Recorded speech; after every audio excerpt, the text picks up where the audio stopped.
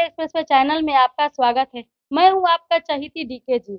आए हुए बीजेपी कार्यालय में यहाँ पर मैम मेरे साथ हैं डॉक्टर धर्मशीला गुप्ता जी, जो बीजेपी के महिला मोर्चा के अध्यक्ष हैं। इनसे बात करते हैं कि आइंदा बिहार में क्या-क्या किस तरीके से आप महिलाओं का मतलब बेनिफिट करती हैं, सेवा करती हैं और किस तरीके से महिलाएं पीड़ित होकर के आपके पास आती हैं, कैसे उनका समाधान करती हैं।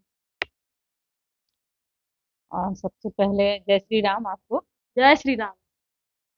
भारतीय जनता पार्टी ही एक ऐसी पार्टी है जो ने महिलाओं का मान सम्मान का ख्याल रखती है।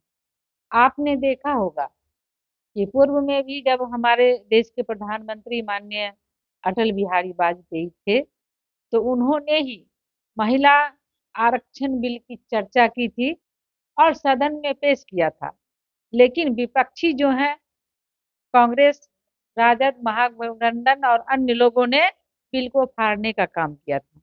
लेकिन वर्तमान में जो हमारे देश के यशस्वी प्रधानमंत्री हैं आदरणीय नरेंद्र मोदी जी के कार्यकाल में उन्होंने बिहार ही नहीं देश भर की महिलाओं को जो सम्मान किया, जो नारी शक्ति बंधन अधिनियम के तहत जो 33% आरक्षण दिया, देश को नेतृत्व करने का क्षमता प्रदान किया, अधिकार दिया, ये सराहनीय है।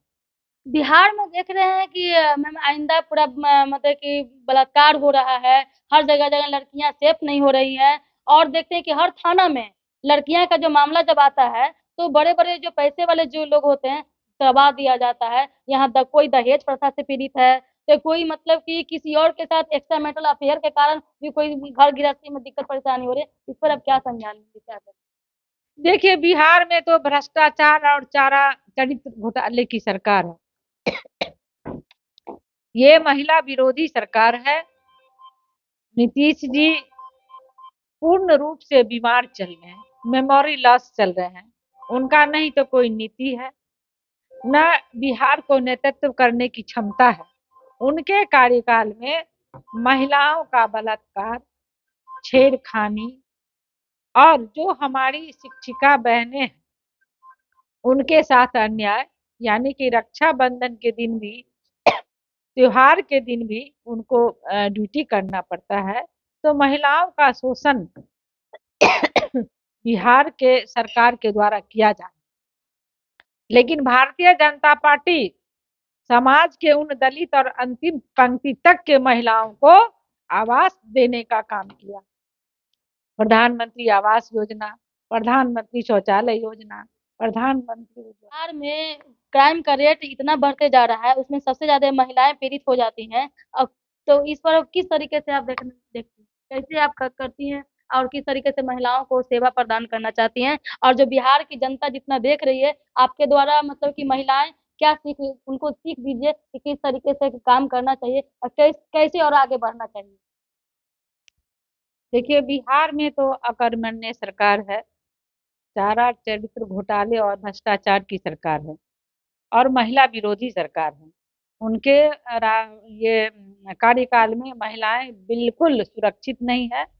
लूट, हत्या, बलात्कार, आए दिन आप अखबार के पन्नों पर देखते होंगे कि किस तरह से महिलाओं के साथ दुर्व्यवहार किया जाता है। लेकिन भारतीय जनता पार्टी एक ऐसी पार्टी है जो समाज के उन दलित और अंतिम पंक्ति के लोग को, महिलाओं को सम्मान देने का काम किया है, वो आप जान ही रहे हैं। तो मैम आप किस तरीके से देखते हैं? आप कैसे इसका सॉल्यूशन क्या है आपके? कैसे बेटियों को बचाया जाए? किस तरीके से आप समाज में और एक जागरूकता फैलाना चाहती हैं? देखिए, भारतीय जनता पार्टी महिला मोर्चा की एक-एक कार्यकर्ता जो हमारे प्रदेश से लेकर के प्रखंड और बूथ स्तर तक है, सभी महिलाएं अनुशासन में रहती हैं और सभी महिलाएं जो हमारे माननीय मोदी जी के द्वारा कार्यकारी योजना पटल पर है, वो उनके घर तक पहुंचाने का काम कर रही है। और अभी जो 22 जनवरी को जय श्री राम लला का स्थापना अयोध्या में, तो सारे माहौल मतलब राममय हो गया है। जय श्री राम का नारे लग रहे हैं और भारतीय जनता पार्टी में सनातन और संस्कृति और मर्यादा संस्कार है।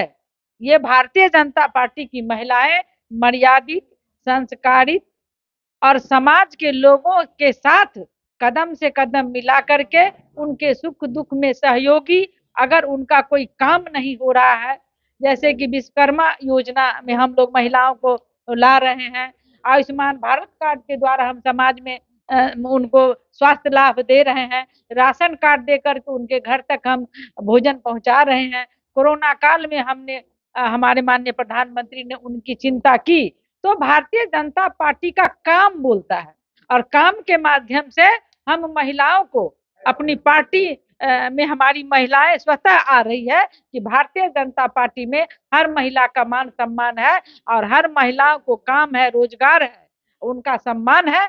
इसीलिए हम भारतीय जनता पार्टी में महिलाएं प्रतिदिन हजारों हजार की संख्या में जुड़ रही हैं और हम लोग मिल करके 2024 में माननीय प्रधानमंत्री नरेंद्र मोदी जी को प्रधानमंत्री बनाएंगे और 25 में बिहार में भारतीय जनता पार्टी। बहुत बहुत धन्यवाद मैम। एक लास्ट क्वेश्चन यही चीज एक चीज पूछना चाहते हैं कि अगर महिलाएं हैं, अगर प्रेरित होकर के आ करके थाना में और एसपी या डीएसपी उनका संज्ञान नहीं ले रही है, उनका केस नहीं लेती है, अगर वो आपके पास आती है तो मतलब क्या, मतलब कि यहाँ से दरवाजा खाली हाथ जाएगा या भर के जाएगा? बिल्कुल नहीं, बिहार की सरकार तो बेच दिया है प्रशासन को, प्रशासन बेलगाम है, बिका हुआ है, घूसखोर है, घूस ले रहे हैं। लेकिन भारतीय जनता पार्टी का राष्ट्रीय महिला आयोग भी है और हमारे बिहार भाजपा कार्यालय में एक सहयोग का एक हमारा कार्यक्रम चलता है, जिसमें प्रतिदिन हमारे नेता बैठते हैं।